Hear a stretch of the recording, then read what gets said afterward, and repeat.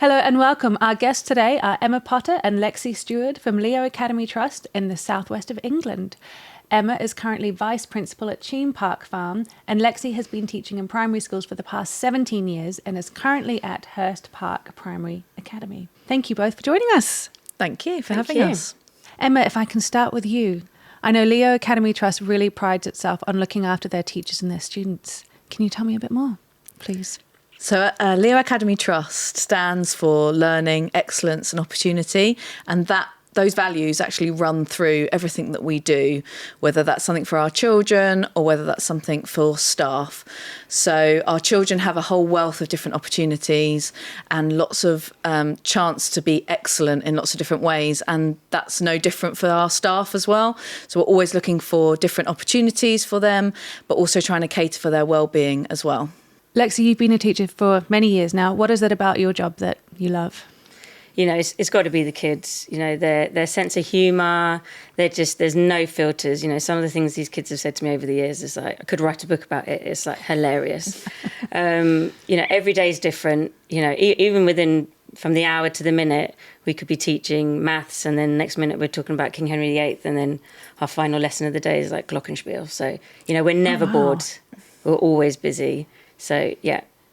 And the colleagues, you know, they're the ones that get us through those days where it's been a long day and it's been raining and the kids haven't had a break time, and you finally make it to home time and you sit down and have a cup of tea and everything's right. If you do write that book about things the children have said, I'd love to read it. I will sign a copy for you. Thank you so much. And Emma, your role, what is it that you enjoy about what you do? So as a senior leader, I have the privilege of working with lots of different people, whether that's outside of the school or in the school. So I work with staff, with children, with parents, and then across our trust as well. So I would say my favourite part is the people, because it's really you can be having a bit of a bad day and then somebody will come in and just give you a different spin on it. And I think just working with lots of different areas of my role, it's quite different from being a class teacher, but you still get that interaction with parents and children, so that then that's what you went into it for, so you still have that. What are the things that aren't so great about your role? Well, I would say that probably the worst part of my role is having to jump from one thing to another and back again. So at the moment, I'm not class-based, I'm based in an office, but that office door is like a revolving door. Someone's always asking something or needing help, or perhaps I've got to go into a meeting, and it's being able to switch from one thing to another that sometimes can feel quite hectic for the brain, because you're expected to just know the answer straight away, and you're expected to be able to cope with all those different hats that you're wearing, and do it very quickly. And some days that's really, it's an easy thing to do, but other days when there's one thing after another, that can be quite difficult. Yeah, thank you. And Lexi, the not so great parts about being a teacher? I think it's probably everything else that isn't teaching. You know, it's that kind of workload of, have I got an after-school club today? Is there a staff meeting today? Have I planned? Is it prepared? Are my resources ready? You know, is it parents' evening? Are we writing end-of-year reports? It's that kind of admin paperwork. Have I got an email to write? Do I need to call someone's parents because they've had a fight at break time? So all these kind of everything else that you're doing away from the classroom is probably the hardest part, I would say. It's kind of like a second job from the sound of it. Yeah. You kind of go to work and have to get ready for work before you start your work. And then after work, you go to get other ready. work. Yeah, and you start marking everything else. To do more work. Do more work and get ready for tomorrow's work. Wow. Yeah, a teacher's job is never finished. I would say that even in the holidays, we're still thinking about what we're doing in the next term. At the end of the day, you're thinking about what's happening tomorrow. And actually, you never really finish anything, because you're always, once you've got to the end of one job, you're on to the next one, and you're on planning for the next one and the next one. Yeah, that to-do list just kind of keeps going. And I might cross a bit off here, add a bit more to the bottom of my to-do list, turn over the page, keep going. So yeah. All right, we're going to talk a little bit about burnout. We know that Lexi and Emma, we know that education as an industry has some of the highest levels reported of burnout. So I wanted to chat about that for a sec. Can you both tell me in your various roles, what are some of the sources of burnout and what you do? Lexi? I think it's the stuff, out of the classroom, away from the classroom, away from actually teaching. Let's say we minimum 5 lessons a day. You might have 30 children in your class. Some classes might have more now. The numbers are going up. So that's 150 books every day you may have to mark. And that's before you've had a staff meeting or a parents' evening, or you've made a phone call home to someone. So it's just the workload is just too much sometimes. Yeah, not very sustainable. No. Yeah, that's a lot. That's a lot. And Emma, in your world and what you do? So I would echo that admin really is the main source of burnout for teachers and leaders alike. Because when you train to be a teacher, you train to be in the classroom and you train to interact with children, you train different learning styles and so on, but you're never trained how to write an email, how to respond to parent complaints or write letters. That's something you have to very much learn on the job, and sometimes that can feel quite a lot put upon teachers and leaders, that actually I didn't come into this for admin. Yeah. So when I get bogged down with admin, that's when you start to feel like this isn't what I wanted to do. And that's where it's quite hard, because the admin obviously helps to support your job, but it's not what you're in it for. You're in it for the children. And although some of the admin might impact them, actually you're not with the children. You're not making a difference to them. You're stuck in an office, responding to emails, responding to parents and so on. So that can take a bit of a toll on teachers. And I think that's why a lot of teachers are burning out earlier and earlier in their careers than ever before, I would say. Emma, Lexi, you both took part in AI Works, which was a Google-led initiative where we tried to figure out how would AI actually help people in their roles. Can you tell us a bit more about taking part in that program? In September, we started with a whole trust inset. So we were in different schools, and every member of the school community was trained in the initial AI Works. So from our site supervisors up to principals, our CEO, everybody had the opportunity to take part in this initial training through AI Works. And it was in different schools, so you could travel to the one that was closest to where you lived.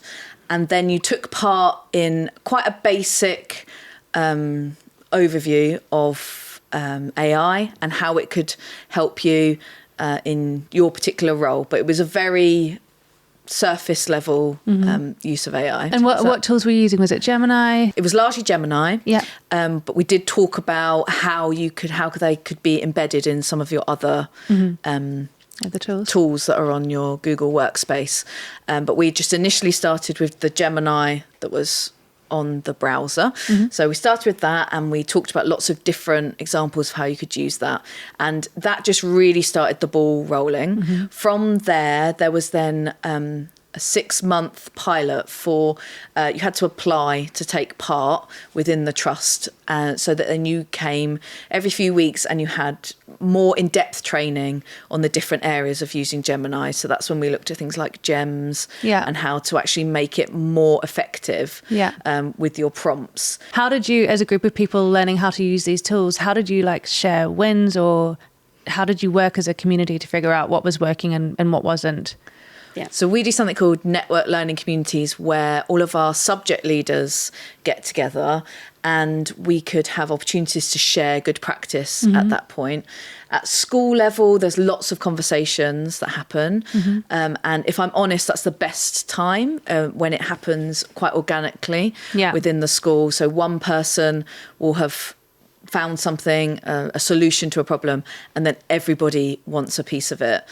So a really good example of that, we had a staff meeting on Send just last week.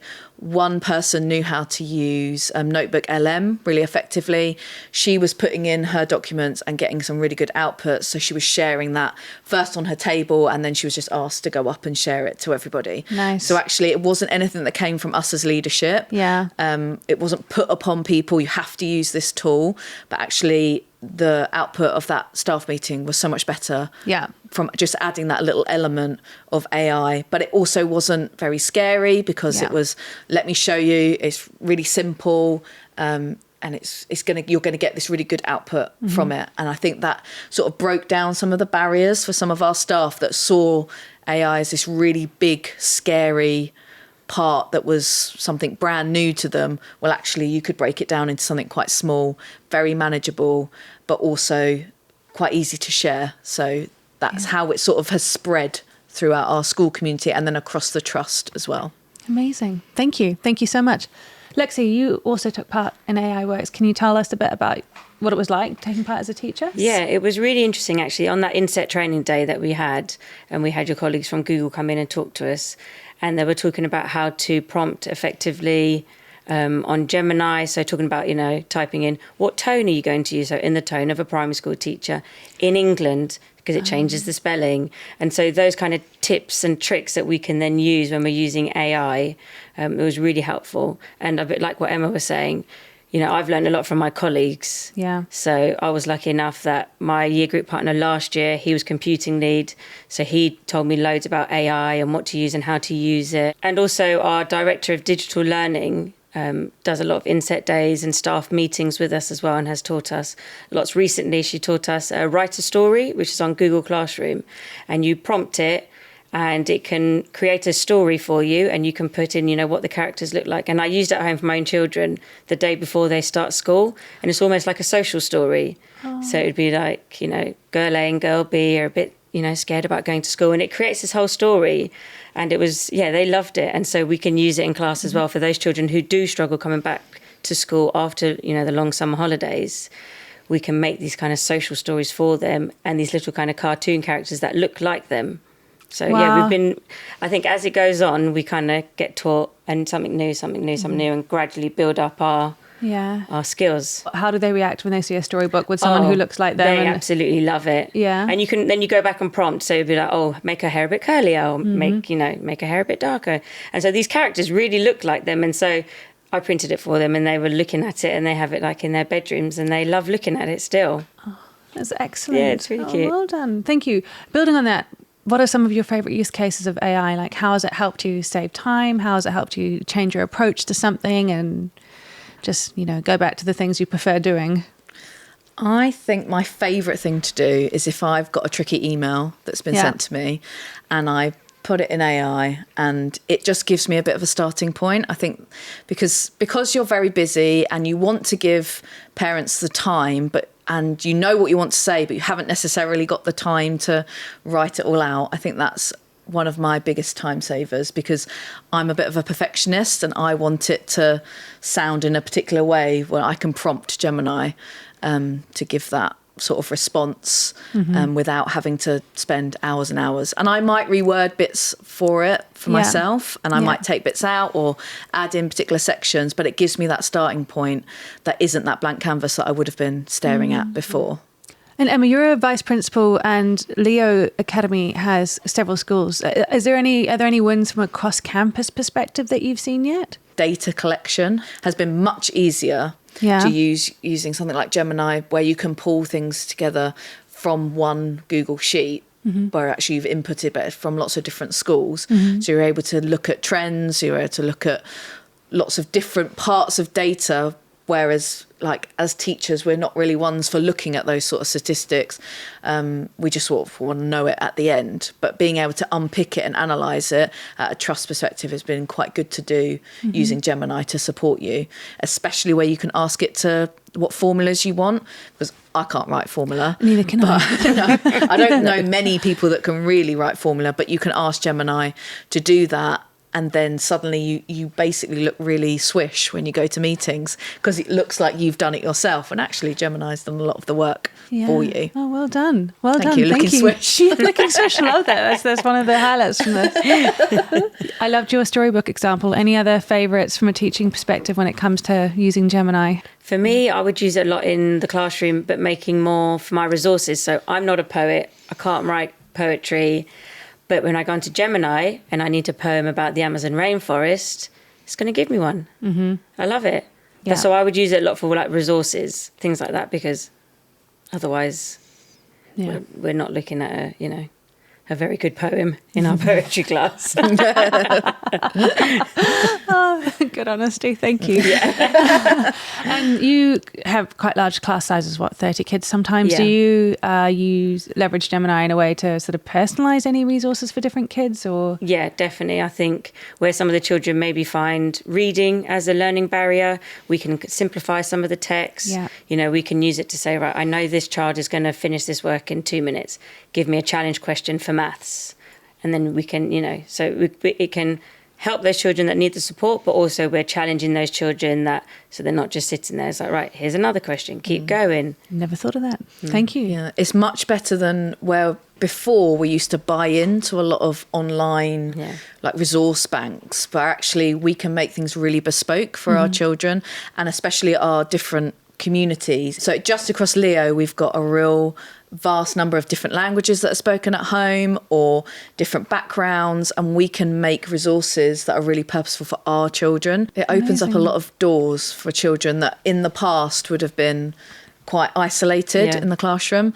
Especially, I really like the new tool that's on the Google Classroom, where it's the live translate while you're talking to other teachers. Yeah, on Class Tools. Yeah. So where and it's just right there in front of it. Like, when would you ever have been able to do that in a classroom? So explain that a little bit more, please, Emma. How does this work? So the teacher will be talking, and they've set up their on Class Tools through their Google Classroom that then while they're live teaching, a child can be looking at the screen, looking at the resource that they're sharing, could be slides or anything like that. And underneath it, they're getting captions of what the teacher is saying in the moment. Because I think in the past, we still would have been able to do that translation, but it always would have been after the lesson. Yeah. It would have been an intervention or something that we did outside of that learning time, whereas actually now it's happening in the moment. That child's involved and they're actually part of the classroom and part of that community, rather than always feeling like, oh, I'm a bit different because I don't necessarily speak that language. Because on that Class Tools as well, you can dictate which tabs the children can open. So it's really cutting that distraction of, I'm going to be reading this, but I'm going to open up this other tab and have a look at TTRS or whatever. And so we can now say, no, you've only got these 3 tabs open, and they're the only tabs you can look at. So the Class Tools It also cuts down. So where in the past, children would have had access to all of Google, and you can't always dictate what they're going to find when they do a Google search. Well, through the Class Tools, you can really narrow it down. You need to look at these resources, and this is the area that you're going to be able to research. And I think it's a lot safer for children. I think that's important as well. But also the distractions are less because they haven't got free reign of everything. And that's something we've had to perfect over the years of using technology in our classrooms. Actually, how can we make this the most purposeful learning time? So when you say Class Tools and search, you essentially do the search for the kids and choose the resources you want them to then go into. And you can also upload your own resources as well that you might have made before the lesson, or you could put the slides on, or their work is all there in one space. One kind of walled garden type thing for them. Excellent. Lexi, the AI Works pilot estimated teachers were saving at least 2.9 hours a week or over 100 hours a year. What has it meant for you tangibly as a teacher? I mean, I think even just from a personal level, more time with my own family at home at the weekends, not having to plan as long at the weekends, because I can do a job that would have taken me maybe an hour to plan. I can do it in half an hour now. So, I mean, that has been an absolute lifesaver for me personally. And I think from that as well, we go into the classroom, I'm able to spend more time with the children. I can then give them the more time. I can give them the resources that we're creating because I'm not having to spend as long. We have resources that are bespoke for these children. I can make, for one particular child in my class who I know is struggling with column addition, for example, or we can create things online where on practice sets and there's a hint button with a video so they can put their headphones on and they can listen to this during our maths lesson. Can't quite remember what I need to do. I'm going to watch this video while I can then work, one-to-one with that child who needs that adult relationship, who needs that adult support, whereas other children could be using the technology and the AI. Amazing. Thank you. Emma, going into AI Works, I'm sure there was some hesitation from leadership. Can you share any insights into what they might have been and what was brought up potentially? I think there's always fear of the unknown. As soon as you start saying that you're going to introduce something new, even if it's not technology based, people are worried. And I think that next layer of actually we're going to be talking about AI did throw some of our staff into panic mode because it's something that they maybe have heard on the news. They've only seen the negative side of things, that AI means that robots are going to take over our jobs. Well, actually, that isn't the case, especially for us in teaching. We still need that personal side, but actually this is going to support you. So I feel like at the start, there was quite a lot of worry, panic, people being out of their comfort zones. Through the AI works, we trained every member of staff, even from our site supervisors who are not really in front of a computer, and actually showed them that this is a small tweak that will make your life a lot easier, will save you time. And then they saw it wasn't that scary. And it just meant, because we were really coming to them with a solution-based training, that meant that it wasn't necessarily, I've got to learn something completely new and I've got to change everything that I do. It's actually, you can do your job, but this will make it a lot easier. And I think that's where you got a quick win from staff. That meant as leadership, we were just able to just keep it on the boil, keep bringing it back to, how could we use AI to help us there? And I think in the very early days, we very much had AI as something separate, like on our school development plan. But we quickly realised that really it was woven into everything that we were doing. And when we stopped viewing it as a separate entity and weaved it into everything, it just made such a difference. Because now, although AI might not have been our first idea or one of our staff members' first thought, they're now more likely to go, maybe I'll give that a go, rather than I'm just going to struggle and do it in the way I've always done it before. Yeah, I think as well, it's like the more you use it, the more you feel confident with it. So now my first thought, I need to write a letter about a school trip, like Gemini. I need to find a non-chronological report about Amazon rainforest, Gemini. So that's like my first go-to, whereas previously you'd be searching the internet, can I find an example that's not really good enough, can I? And now it's just there in seconds. I think I always view Gemini as like my PA. I've always wanted a PA in my job, and actually now I've got that PA in my computer. And also sometimes it can be that you just need to bounce an idea off of someone, but you can't necessarily go and get somebody to do that with you. You can start it off with Gemini and then you can get other people involved in that way. I think that's where, like you say, it is now my first thought, even to the point of I just want to reword that, I'll get Gemini to do it. Whereas before I would have agonized over it. It is now becoming like that first thing that you do, rather than in the past, I think I would have struggled over it and thought, I better pop that in Gemini because I've been told to do that. It's a lot more organic and it's a lot more natural now. And I do feel like within our staff community as well, it's becoming more natural because we haven't necessarily pushed that you have to do it. We haven't been prescriptive in saying you have to use this in this way.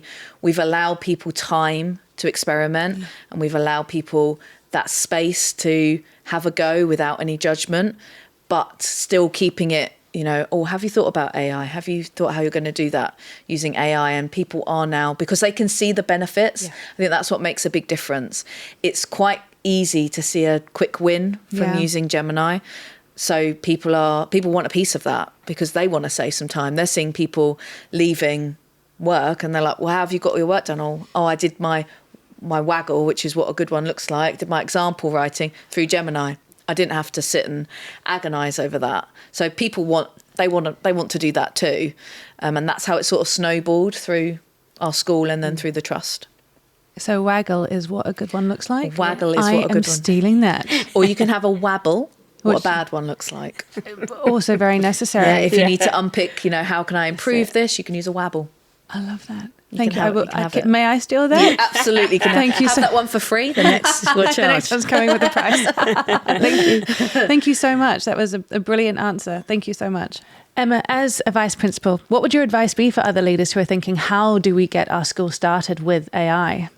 Start small. Just pick one tiny thing that you're going to focus on. Yeah. For me personally, it was just using Gemini for synonyms of words. That was all I began with, because you always want to upskill your own writing. And then quickly it was rewrite this section. Then it was, can you write me this? And then building on that prompt. So really start small, because that's where you get your quick wins. Yeah.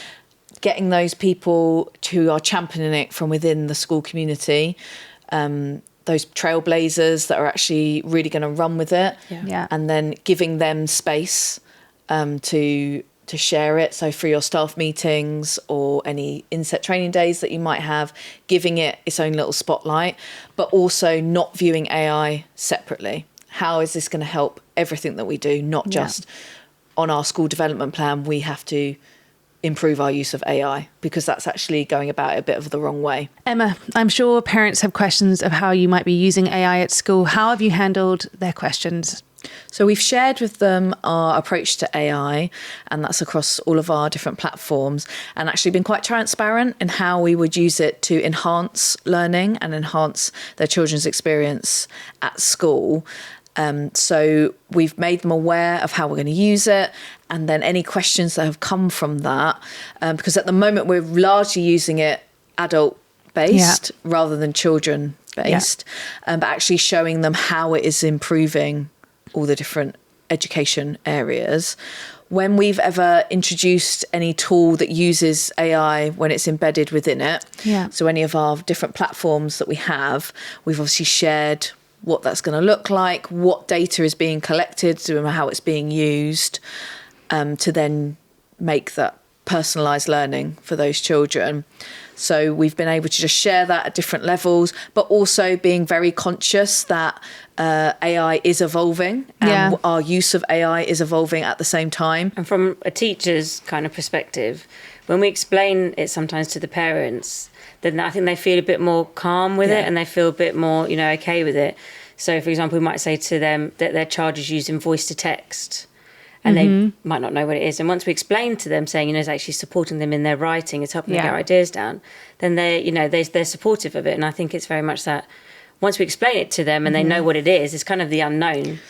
So, we've got the voice to text and the speech to text and things like this. So it's actually, we're using it to support your children, to help your children. And then that's when they're, more on board with it.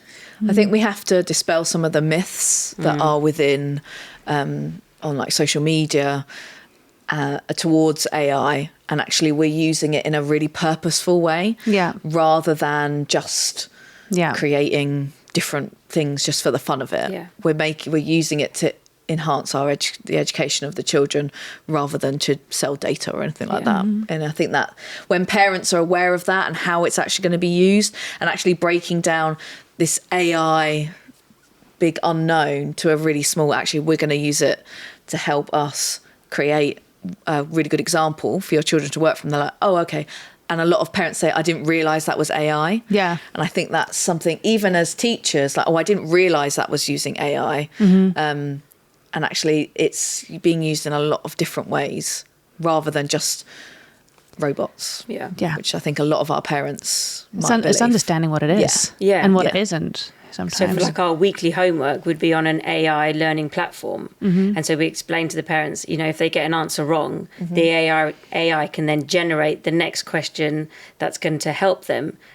If they've, misunderstood something, their next question is now something going to clear up that misconception, and they just don't realise. So it's like, we're using it for the good. To round it out, what are things that excite you about AI, but also what are things that make you a bit nervous when it comes to AI in the classroom? I guess it's finding that balance, I think, for AI. The children are using it as tools for their learning. They're not just using it to get the answer to a calculation. So it's finding that balance of how it's going to support us. And I guess looking forward to, it's like, what's next? How much more time can you give me back at the weekends and my evenings? Are all my evenings going to be free now because AI can just, sort out the admin for me? And I can have a cup of tea. That means you don't have to keep Bake Off for a Sunday That's it. session. I'm You going can to watch watch it during Bake the Off when week. it happens on a Tuesday. Nice. I would say that I'm excited to see where it can go, and excited for our children to be able to use it so that they are feeling more confident as learners. Yeah. Because I think we all know somebody that, or perhaps they were that person when they were younger, who felt like they didn't know what they were doing or couldn't work something out, and just sort of alleviating those worries for those children, that they can actually then just be really independent learners. I think that's what I'm excited for. And I'm worried maybe that it gets bigger and bigger and bigger, but I know that we've got it in quite a controlled way. And I think that's really thanks to everyone at Google, for Google Workspace for Education, who's able to actually support us in making that a safe space for us as staff, but also for our children, because like we wouldn't have got to this point if we hadn't done like the AI Works training, if we didn't have people who we could talk to that would actually be able to support it. And I think that's really important, just to keep that dialogue going. Emma, Dr. Fiona Aubrey-Smith, who has joined us here as well, has applauded your work on supporting students with additional education needs, or SEND as we call it in England. Can you tell us a bit more about that, please? So from our work with Fiona Aubrey-Smith, who, if you don't know Fiona, get to know her because she's just incredible. But what we found was that actually when you walked into a classroom, because of the use of technology in quite a purposeful way, you couldn't necessarily pick out the children who had those additional needs, because what we actually did was taught all of the children how to use the adaptive technology on their Chromebooks, and then allowed them the choice. And we made it sure that it was accessible for everybody. So although in the past we might have said, oh, you would really benefit from a screen reader, we didn't necessarily know that you might have made that choice yourself. Just as adults, we make the choice of, if you want to read a book, you could have an audio book, you could read a paper copy, you could read it on a device. We allowed our children to then make their own choices, but opening it up so that they all understood how to use it, and then they could then make those choices. And then we found through Fiona Aubrey-Smith's research that children were making their own choices, and of ones that we didn't even know that they necessarily would. So we stood in classrooms and observed through the lens of SEND, but actually we were looking at all children, and we were noticing that our real high flyers had chosen to have a screen mask on their Chromebook, whereas we never would have directed them to have that. And that was just quite a powerful piece of research that actually showed that you can support children with their additional needs, and those needs that you don't necessarily know that haven't presented themselves, but that are a learning preference. And it's just meant that as a trust, we've been able to use our support in lots of different ways. In the past, we would have had children who were sort of glued to their adult, but because they're now able to use those accessibility tools themselves, they're a lot more independent, they're able to be more engaged, but also their learning is much more personalised for them, because we're able to use lots of different tools to support them rather than an adult, which I think we'll all agree are in short supply in schools. Yeah. So we had to be quite creative with how we were using our funding, but also how we were using teachers to actually facilitate that, so that we could ensure that all of our pupils had excellence in their learning, and that has made a big impact on our attainment as a trust as well. That's excellent. Well done. Felt like I was chit-chatting there. Yeah. You Where's nailed Fiona? that. Fiona, did you hear that? Yeah. Emma, can you tell me, what is a screen mask? How does that work? I know a screen reader, but what's a screen mask? So a screen mask will cover some of so if you're reading a text, it will just block, just so you can read it a line at a time, a section at a time. Yeah. And you can either have that just as clear, or you can have a colour overlay at the same time. To help you focus? Yeah, and it can help children who have got dyslexic tendencies to actually be able to focus more, or just it could be a preference for when you're reading it. And actually, we didn't know which ones they would prefer. Yeah. And also as an adult, you don't necessarily know, because that's not been ever shown to you. Yeah. So when you're then experiencing that, you think, actually, that makes it a lot clearer for me. Yeah. And it could have been an undiagnosed need that you had all your life, but actually you didn't know about it. So we've just found technology sort of revolutionised a lot of the different additional needs that some children may have, or adults. Yeah. But what the best part of it is that the child doesn't feel like they're any different. So you can walk into a classroom and you can't pick out those children with additional needs. And I think for a lot of our SEND learners especially, they didn't have very much confidence. They knew that perhaps they weren't as capable as some of their peers, but they didn't look any different. And that also meant for when they were contributing to like class discussions, actually they didn't want to put their hands up, but you could respond via a voice note, you could respond via a picture, by typing, and it just sort of opened up this whole breadth of different ways for children to be able to communicate with their teacher that actually in the past would have relied upon them putting their hand up or being picked upon. Yeah. And it just sort of opened it up that actually the confidence of those children like really started to soar when we introduced the technology. And that for me as a school leader, walking into a room where you're always in meetings about those children that haven't made the progress, or perhaps they're not meeting where they need to be, or they've got additional needs, but actually their confidence in being able to be a learner just made such a difference for us. Thank you both so much for joining us. Thank you. Thank you for having us. It's been wonderful to have you here.